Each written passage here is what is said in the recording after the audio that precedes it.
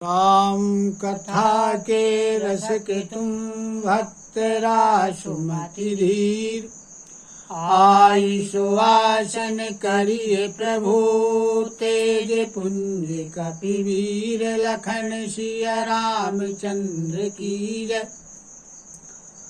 कल का प्रसंग था कि सुनैना जी कौशल्या आदि के पास आती हैं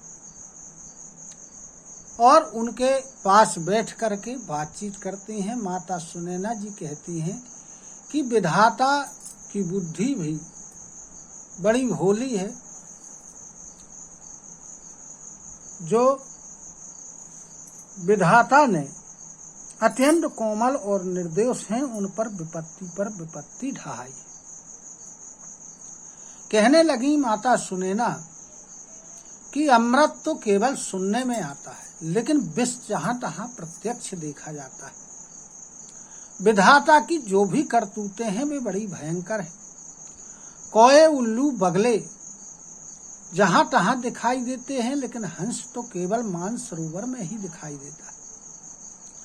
यह सुन करके देवी सुमित्रा जी बड़े शोक के साथ कहने लगी, कहती हैं कि विधाता की चाल बड़ी ही विपरीत है और विचित्र है, क्योंकि जो सृष्टि को उत्पन्न करता है, उसका पालन करता है और फिर उसको नष्ट कर डालता है।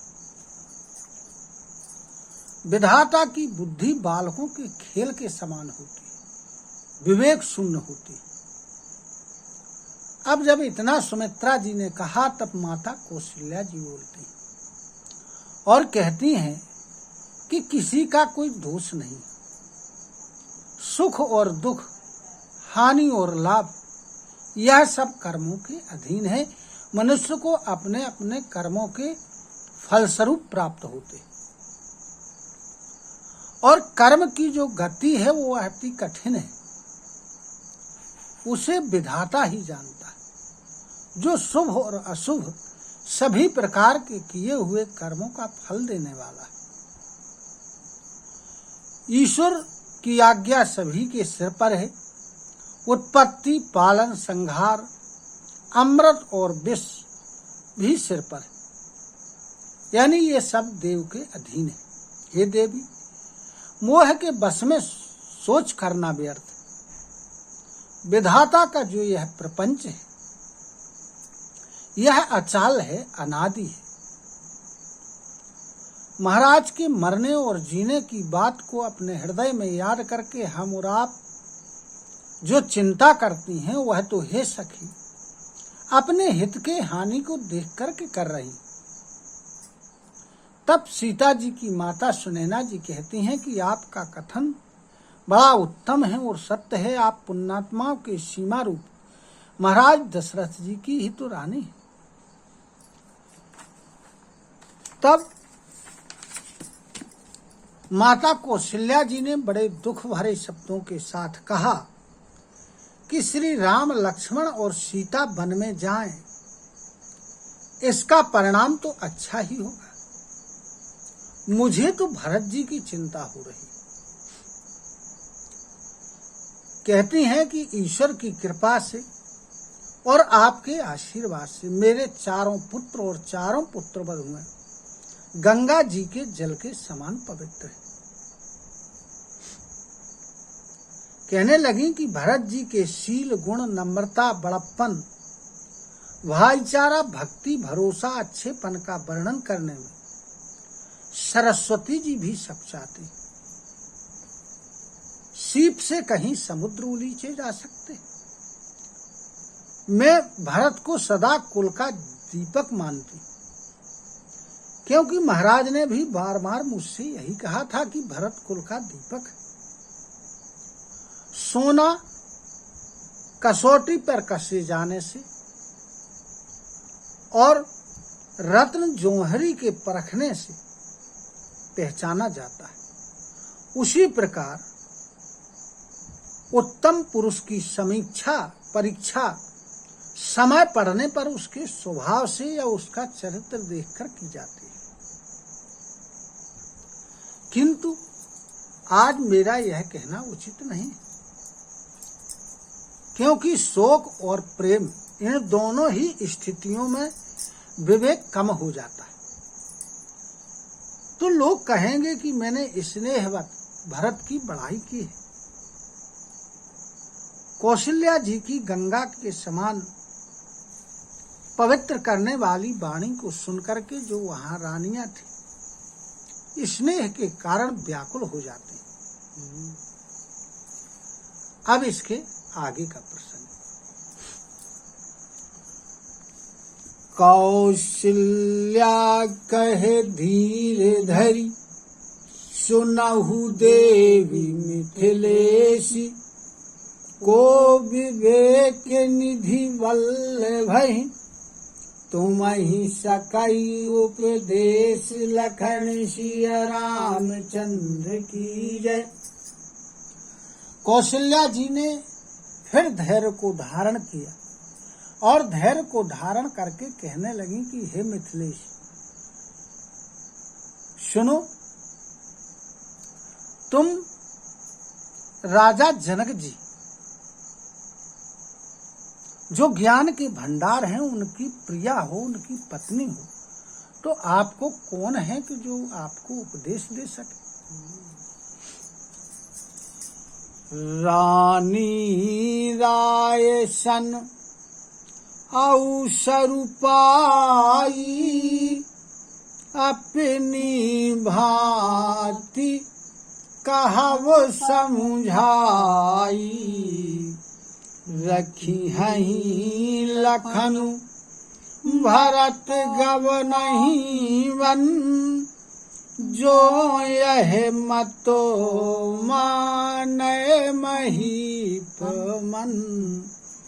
कहने लगी कौशल्या जी माता सुनैना से कि हे रानी, आप मौका पाकर और राजा जनक जी को अपनी ओर से जहां तक हो सके समझा करके कहना कि लक्ष्मण जी को घर पर रख लिया जाए और भरत जी को वन भेज दिया जाए। यदि यह बात राजा के मन को अच्छी लगे तो भल जतनु करब सुविचारी, मोरे सोचु भरत कर भारी, गूढ़े स्नेह भरत मन माही, रहे नीक मोहि लागत नाही।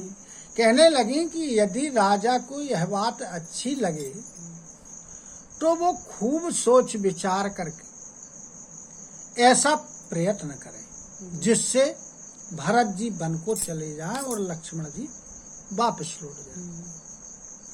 मुझे भरत की अत्यधिक चिंता है। भरत के मन में गूढ़ प्रेम है और मुझे ऐसा लगता है कि भरत जी को यदि घर पर रखा जाएगा तो उसमें भलाई नहीं है। लखी सुभाऊ सुनी सरल सुवानी, सब भई मंगानो करुण रस रानी, नभ प्रसून झरी धन धन धुनि, शिथिल स्नेह सिद्ध जोगी मुनि। अब माता सुनैना ने और सभी रानियों ने जब माता कौशल्या के स्वाभाविक स्वभाव को और उनकी बड़ी सरल और सुंदर वाणी को सुना तो सभी रानियां और करुण रस में मग्न हो गई। आकाश से देवता लोग फूलों की वर्षा कर रहे हैं और धनी धनी धन्य धन्य है की ध्वनि कर रहे हैं। वहां जो जोगी थे, मुनि लोग थे, सिद्ध लोग थे, ये प्रेम के कारण शिथिल हो गए। सविरनी वासु बिथकी लखी रहे तब धरि धीरे सुमित्रा कहे देवी दंड जुग जामिनी बीती राम मातु सुनि उठी सप्रीति। अब सारा रनिवास देख करके स्तंभित रह गया। तब सुमित्रा जी ने धैर्य को धारण करके और कहा कि हे देवी, 2 घड़ी रात्रि बीत चुकी है। सुमित्रा जी ने ये नहीं कहा कि आप जाइए, उन्होंने याद दिलाया कि 2 घड़ी रात्रि बीत चुकी है। जब यह बात कौशल्या जी ने सुनी तो कौशल्या जी प्रेम के सहित उठ करके खड़ी हो जाती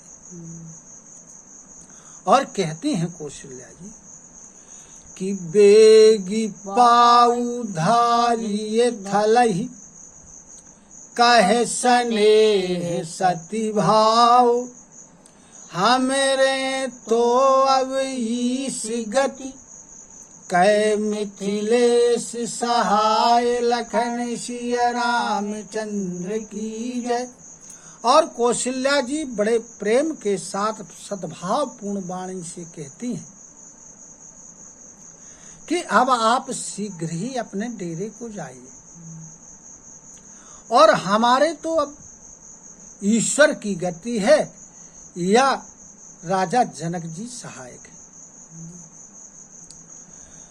लखी स्नेह सुनी वचन विनीता जनक को प्रिया गह पाए पुनीता देवी उचित असी विनय तुम्हारी दशरथ घरीनी राम महतारी।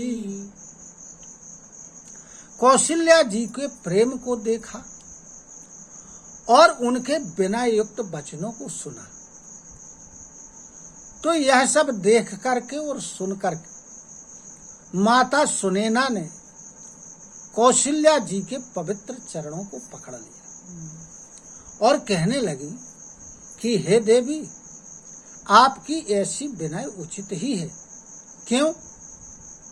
क्योंकि आप राजा दशरथ जी की पत्नी हैं और श्री रामचंद्र जी की माता है। यानी परिवार की एक सदस्य के कार्य प्रणाली से सारे परिवार की बात समझ में आ जाती है। यानी सुनैना जी कौशल्या जी के स्वभाव को देखकर, उनकी बातचीत को सुन करके और राजा दशरथ जी और रामचंद्र जी के भी स्वभाव को बतलाती। प्रभु अपने नीच हुआ दरोही अग्नि धूम गिर सिर तिनु धरोही सेवकू राऊ करम मनवानी सदा सहाय महेशु भवानी। कहने लगी माता सुनैना जी कि जो स्वामी होते हैं वो अपने सेवक का भी आदर करते हैं। अग्नि है तो वो धुएं को अपने सिर पर धारण करती है, पर्वत हैं वो घास पत्तों को अपने सिर पर धारण करते हैं। और जो आपने कहा है कि हमें राजा जनक जी हमारे सहायक हैं, तो राजा जनक जी तो मन वचन और कर्म से आपके सेवक हैं और सहायक तो सदा शिव जी और पार्वती जी हैं। रौरे अंग जोगु जग को है दीप सहाय की दिन कर सो है। रामू जाई बनु करी सुर काजू अचलो अवधोपुर करी हहीं राजू। कहने लगी माता सुनैना कौशल्या जी से कि हे देवी, आपका सहायक होने लायक इस संसार में कौन है? अरे कहीं दीपक सूर्य की कोई सहायता कर सकता है? कहाँ दीपक छोटा सा और कहाँ सूर्य का उजीला, तो दीपक सूर्य की क्या सहायता करेगा? और कहने लगी कि राम वन को जाएंगे और वहां जाकर के देवताओं का कार्य सिद्ध करेंगे, उसके बाद आन करके और अयोध्यापुरी में अचल राज्य करेंगे। अमर नांग नर राम बाहुबल सुख बस हहीं अपने अपने थल। यह सब जाग बल के कही राखा देवी न होई मृधा मुनि भाखा। कहने लगी कि देवता नांग और नर यानी मनुष्य सब भगवान की भुजाओं के बल पर अपने अपने स्थानों में सुखपूर्वक निवास करेंगे। और ये मैं नहीं कहती हूँ, जो मैं बात कहती हूँ ये मैं नहीं कहती हूँ, ये याज्ञवल्क्य जी ने पूर्व से कहा है। और मुनि की जो वाणी है वो कभी झूठी नहीं हो सकती।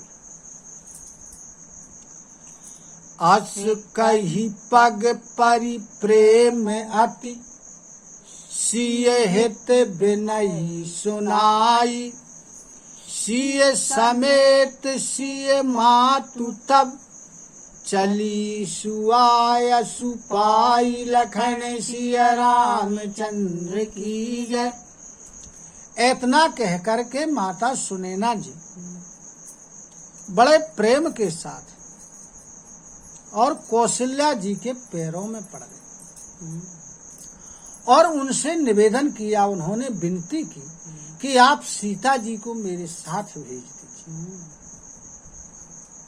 तो जब कौशल्या जी ने आज्ञा दे दी तो कौशल्या जी से आज्ञा प्राप्त करके सीता जी की माता सुनैना जी सीता जी के सहित अपने डेरे को चल दी। सियावर रामचंद्र की जय। कथा विसर्जन होते है सुनहु वीर हनुमान। जो जन यहाँ से आए हो सोता करौ पयान।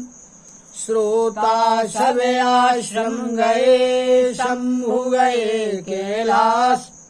रामायण मम हृदय में सदा करहु तुम वास। लखन सिय रामचंद्र की जय।